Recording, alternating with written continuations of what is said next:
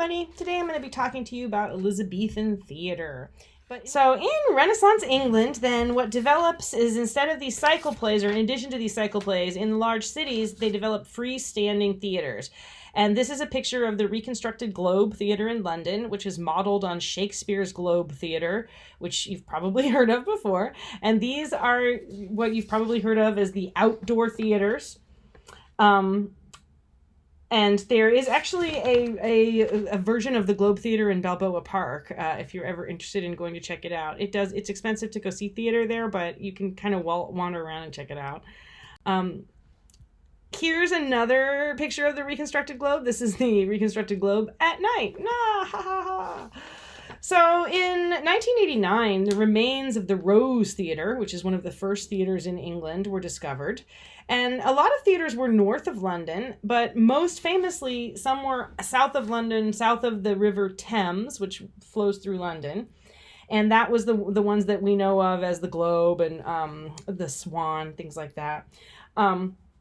So the reason that they had to be there is that theater was not really a respectable thing. You had to be kind of outside of the city limits in order to practice it because it wasn't a super legal practice. It was seedy. It was next to bear baiting places and dog fights and brothels and all of the sort of seedy elements of the world. This is a picture that comes from the Renaissance. It's pretty famous. You've probably seen it before, of the Swan, the theater The Swan. And it has a lot of the elements of the Shakespearean or Elizabethan theater. This is the proscenium stage that juts out into the center and that people could stand around and that they sat around. Behind the proscenium stage, little doors that people could come in and out of, right? And people could watch from this area, but also behind here was called the tiring house, where people could change clothes and change into their next costume. There was a balcony up above where balcony scenes would take place, and that area was called the heavens. Underneath, there would usually be a trap door, and you could have somebody rise up like a ghost from underneath, and that was called hell. There's a flagpole because they would raise a flag on the days that they were actually going to have a show so that you could see it from across the river and decide whether or not you were going to cross the river and check it out. So that shows you a number of the different areas. Also down here is where you would stand if you were a groundling, which is someone who paid a penny to get in. So pretty much anybody could come see it. But if you were more high class or more fancy, you could pay money and sit in these seats that went up the sides. And those were more expensive, but obviously more comfortable. I got to go visit the Globe Theatre in London, the reconstructed Globe, and I got to see a play there. I got to see Antony and Cleopatra, which is awesome. So in this picture, you can see at the very top of the screen in blue with the little crossings of wood, that's the area that would be called the heavens, and it's painted like the heavens. You can also see the balcony where folks would come out, and you can see that there are little curtains where people go in and out, like to enter and exit stage.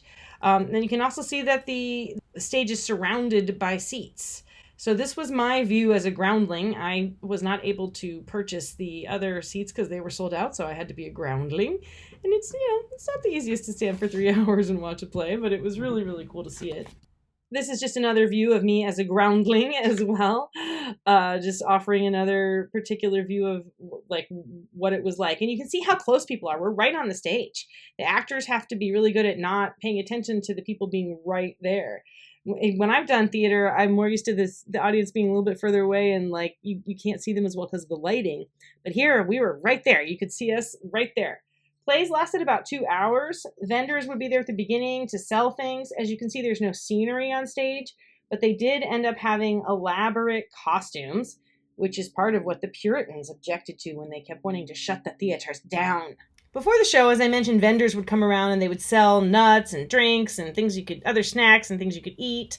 Also at the beginning, actors would come out and dance sometimes. In this case, this guy's lighting the brazier there, which would be used as some of the theater lighting because they would have the plays in late afternoon and the sun would go down. So by the end of the night, you were using sort of firelight. But otherwise, they didn't have lighting, but they did have really elaborate costumes. I wasn't allowed to take pictures during the actual performance, so I don't have pictures of the actors' costumes because I didn't want to get in trouble and take pictures when I was not allowed. This is a picture of the areas of seating that other people were able to get into, and I was not because they were sold out. So I would have paid for that, but I was unable to do so, so I stood for 3 hours. But it gave me a real good sense of how it must have felt like at the time to watch a play. Now we tend to do a little bit more of Shakespeare's plays, and they would go on for a little bit longer than they maybe did back then. So just to, as a piece of trivia, I suppose. So the first Globe Theater you can see there in the picture, was built in 1599 and it burned down shortly thereafter. Looks like about 14 years later. So because Renaissance theater didn't have sets, they did a lot of costumes and they did a lot of special effects. And they would have magical illusions. They would have like mechanized things. And they would also have things like real live cannons. So during a performance, a cannon was used and it set the thatched roof on fire and burned down the original Globe. The Globe was rebuilt the same year and then demolished in 1644, which is unfortunate that it was demolished, but it stayed up for a goodly while and made its owners a lot of money. Shakespeare was a very wealthy man by the time he was finished with his life. There is nothing left of the original Globe Theater, but you do have the plaque that says, "Here stood the Globe Playhouse of Shakespeare, 1598 to 1613. So this was the original Globe Theater. And that's what's there, and this is on the wall of a pub. I wish I had been smart enough to get a picture of the pub with the plaque on it, but I wasn't that clever at the time, so here's the plaque, and that's all I got for you. Outdoor theaters were the more famous kind of Renaissance theater, but they also had indoor theaters, and indoor theaters were set up in a lot of the same ways, with a couple of exceptions. They didn't have groundlings. Instead, you can see benches. The people who came to see the theater wasn't not as much a mixed audience as it was at the Globe. At the Globe, everybody came. You had peasants along with more wealthy folks. Aristocrats, though, didn't go to the outdoor theaters. They reserved themselves for the more fancy indoor theaters. So the higher class of folk would go to the indoor theaters, and they were more expensive as well.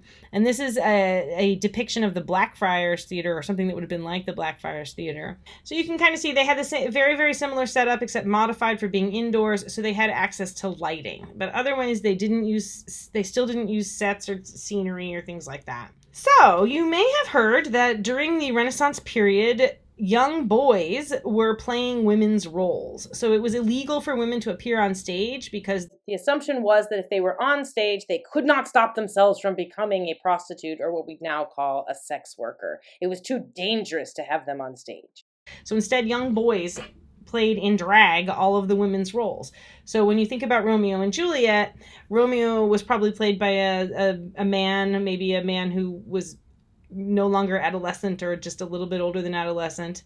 And Juliet would have played by a prepubescent boy whose voice hadn't dropped yet and who was still androgynous enough to be able to convincingly play a woman. And because of that affects the kinds of roles that women had. So it partially depended on whether Shakespeare had an appropriate actor. So during the time of Romeo and Juliet, there must have been a very, very capable young actor able to play Juliet. Likewise, Lady Macbeth, he must have had an older actor who was able to play that character as well, or a younger but still, a character who was up to that material. So at the times when you see, most of Shakespeare's plays don't include a lot of women, but at the times when you see really juicy women's roles in Shakespeare, those are times that probably coincided with when his theater company had access to actors who could pull that off. So part of it is, sexism, but part of it was more practical because of the legal reality of what it was like to try to do theater in England.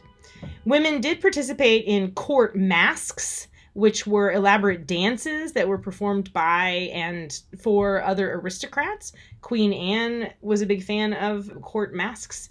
King Henry was a big fan. The other issue that would happen is that the theaters would be closed for plague a number of different times. And the theaters were also closed during the English Civil War by the Puritans, who thought that they were terrible because they showed people doing horrible things. And also they were really concerned about the homoeroticism between these young boys in drag who were kissing and saying loving things to men.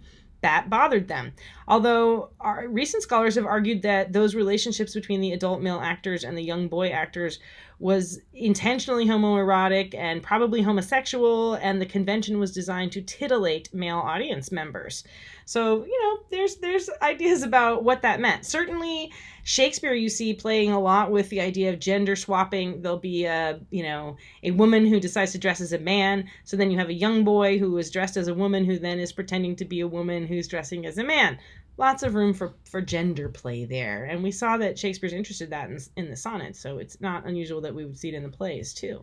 All right, so these next two pictures are examples of clown figures. So clown figures are like the figures that you see in Marlowe, like with Wagner and all of his various buddies. Those are probably clowns, or fools is another term for it.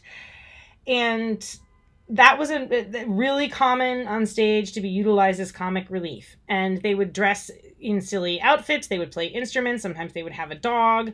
The Fool in King Lear, Falstaff in the Henry Cycles, or like I said, Wagner in Marlowe's Faustus.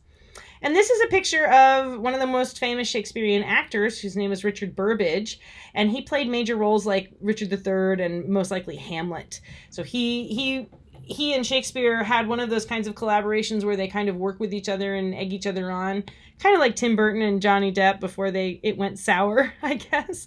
But those things where you see a lot of people collaborating together and working with the same group of people, that's kind of how it was at the time as well. And it wasn't until 1660, during the Restoration after the Civil War, that women finally were legally able to act in public theaters. Okay, that's pretty much all I have to say about theater now. There's so much more information on Renaissance theater, and you can find it everywhere. Check it out. Do a Google search and all kinds of info. There's so much Shakespeare. There's so much on Renaissance theater. Check it out. Enjoy it. Thanks for your time.